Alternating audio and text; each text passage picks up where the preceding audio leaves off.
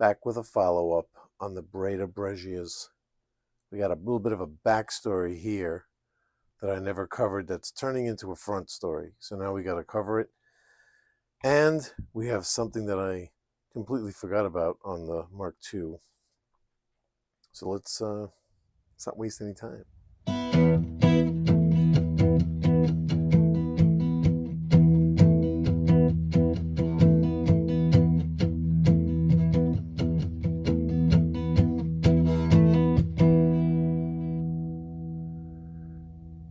Milsurp Garage. All right, so what do we got here? These two have become favorites of mine. I've taken them both trap shooting several times. Let's get to the Mark II first. We'll cover what we got on this guy. Got a little bit of a follow-up going on here. Got to take this guy apart. Once again, I'm going to stand it up straight just so I can get this nut started off here. It's much easier that way. And then, yeah, might as well go the whole way that way. All right, we're off. So what we got here was, you remember the Browning long recoil system?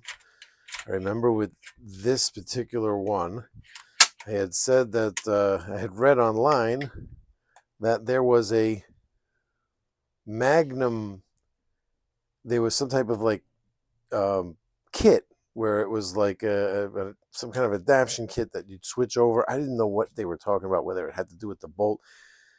How naive was I? I didn't even realize that when I bought it, I totally forgot that within the package was this brake and this spring. And that's, I would assume, what makes these Magnum. So when I'm shooting just my regular 20 gauge, it's a 20 gauge now. So when I'm shooting my regular 20 gauge loads, yeah, this definitely fits on there. The regular 20 gauge loads 2 3/4, or are they 2.5? I think they're even 2.5 inch. So I would refer back to the video where we talk a little bit about what it means, how this brake system is set up. But I basically have the tapered end facing in here. So I'm not using this taper. So I have this set for the regular 2.5 inch loads. I have it set to half brake. So at full brake, it wasn't cycling, it wasn't even ejecting the shells. So I had this set for half brake. So it was only using this brake, this one side. And that was enough with this spring to perfectly cycle those 2.5 inch shells. Now, if I were to step up to 3-inch shells, suppose I could turn it around and go full brake, but then that might not even be enough for the 3-inch shells. This is where this guy comes in. You can see it's definitely heavier gauge. So this heavier gauge spring would go on here with this brake, which, does the brake even look different? Brake doesn't really look any different, which is kind of a cool thing. I don't want to wedge it on there because I'm not sure. It doesn't look like it's ever even been on. So I don't want to mess with it and scratch it up or anything if I don't have to. But it's kind of nice to have this as a backup. But this is supposed to be the Magnum one. Anyway, so that's the story. With that is, that's what the Magnum, apparently that's what the Magnum capability was, that you had to switch something out, or you could switch it over. I didn't know what they were even talking about, not realizing that I had the part the whole time. So that's that guy. Now for the 1001. All right, this is going to get a little crazy now. So the 1001. Clear it. Okay, we're looking good. I'm going to tell you what happened when I bought this thing. Now, when I bought this, I bought it from pictures. Okay, so I didn't see it in person. Now, when I saw the pictures, This is the proper setup, of course. We have the friction ring, the brake, the tapered ring, the washer, the spring. This is the order that you're supposed to see these things on here. When I asked for some special pictures, they were just pictures of the shotgun together. I asked because when you buy one of these things been, I mean, this is around since what, 52? I want to make sure there isn't something missing. Just imagine it doesn't have the friction ring. Or what am I going to do? I'm going to find a Breda friction ring. So you just want to make sure it has all the parts. So I sent the guy a message and I said, hey, do me a favor. Can you just take the nut off, take the barrel out, and just take a picture of what's on the magazine tube. I just want to make sure it has all the parts. This is what comes in the picture. So you can tell that it's a little troublesome there. I'm like, wow, how long has it been like that? Was it shot like that? If it's shot like that, there's no braking action at all going on. And then I thought the washer was gone, so I asked for another picture just to see that the washer was bottomed out down there too. Everything, all of this stuff was all on this side of the spring. There was nothing up here. So basically, it's just hammering the bolt back into the rear of the receiver every time you shoot, like a hammer.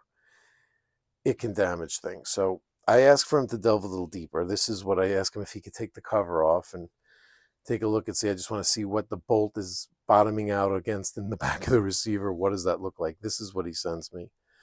So that's what he sent. So I'm gonna take a look with you.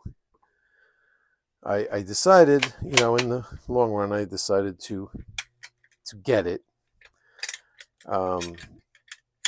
I asked them, I'm like, you don't see any visible cracks in anything? Nothing looks like it's damaged? He said no. This is what the back of the receiver looks like here with us, just in person. And again, what I saw, I didn't see any crazy hammering. Here's the back of the bolt. You can just definitely tell that there was some contact. I mean, it doesn't look like it was really beating it up too hard. That's the sound, though. You hear that ringing? That's the sound that you'll hear. It'll be a loud, like, ding, when you're hitting, like, when it's really hammering the back of the receiver. So, Lola. So I'm thinking I'm okay. I'm cleaning it the other day. So I might have shot, let's see, 4, 8, 12. I think I shot 14 rounds of trap with it so far. Everything's going great. I'm learning how to sight it in. I'm really loving this thing. For some reason, I'm just really loving the shotgun. I just really enjoy shooting it. It's got, of course, I did mention in the video, there were a couple of cracks. There's a crack right here. Okay. And there's a crack right here. These cracks definitely come from it getting hammered. That's another thing about, these cracks are coming from the fact that it was maybe getting beat up like that for God knows how long, for the brake action not working. But now, did a full inspection on it last night. Decided to do this video now right away. A full inspection on it. Let's see, how far can I zoom here? That's not enough. So I'm going to hold on. I'm going to stop and restart. All right, I just wanted to zoom all the way. So let's zoom a little bit better here. Let's take a little bit of a closer look. Right here. Yep. There it is. The crack. It's right around this. There's, obviously you see there's a hole here. So it's right through this piece. Now, will it continue and go through this whole huge piece? I mean, who knows? Let's see. It's nice to have it nice and zoomed in like this. See if you see anything else. But I checked it really good. I was magnifying glassing it. I mean, here we're okay. Everywhere else we're okay. in here where it's cut out, we're okay. We're okay across here. Is like another place where it looks like it could be dicey. Right across these edges. Nope. We're nice here.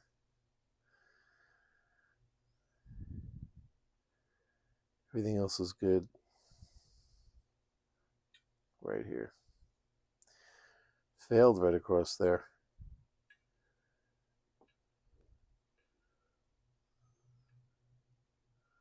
So what I'm going to do, watch my rising video. Rising 22. What I'm going to do is, I'm going to get the same guy. His name is Joe. He did an awesome job on the rising. I'm going to get him in. Hold on a second. I got to zoom out again. Yeah, no, get a real camera. So I'm going to get this guy, Joe. Tomorrow is my day. I made an appointment. I'm going to take this barrel in there tomorrow. And we're going to see what he can do. Going to see if he can... well, I think Lola wants to come in. What are you doing?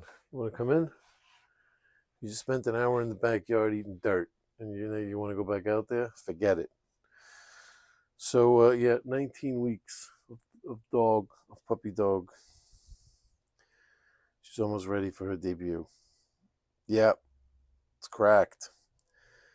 I don't trust that. And, this is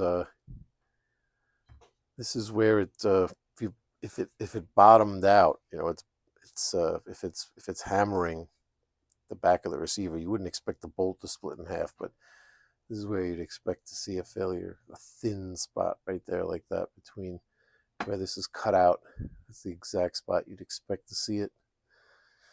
But what is this guy? He does like a TIG weld, whatever. Then I gotta look at how smooth and polished that is. I'd have to smooth this all out.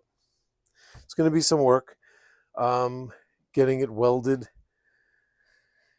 is it's either you get it welded and you use it, or I just pack it in right now and just leave it exactly the way it is.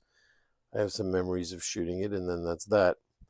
I think it's worth it to give it a shot, because you know what, if it doesn't work, if he goes to weld it and for some reason, I don't know, I can't imagine what failure would happen trying to weld it, but let's just say for some reason it's a nightmare, something terrible happens, I can't file down the weld to get it to work right or whatever, I'm still not in any worse condition than if I just never shot it again. Because this would bother me. This could bother me. I don't want a separation like that could be dangerous with this type of action, I would think. You know what I mean? So I'll let you know what happens. I'm going to leave it off because I need this for tomorrow to bring by. And I'll see if I can take some video in the shop. I was a little apprehensive last time. I didn't know the guy, and I didn't want to be like, hey, can I video you working? I took a few still pictures, and he didn't seem to mind. So maybe I'll try to get some video of him doing it, like hanging over his shoulder a little bit. I'll try. I don't want to bother him, but he's got that big welding mask on. Maybe he won't notice if I'm filming. And I'll get back to you guys as soon as I get it back.